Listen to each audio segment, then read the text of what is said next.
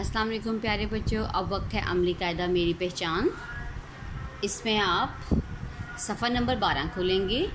वहाँ पर हम आज पढ़ेंगे आ के बारे में। सबसे पहले आप अपनी उंगली इस पर फेरिए, इस तरह से सीधा और इस तरह से हल्का सा गोल। आप सीधा नीचे लाएंगे और हल्का सा गोल करेंगे, ठीक है।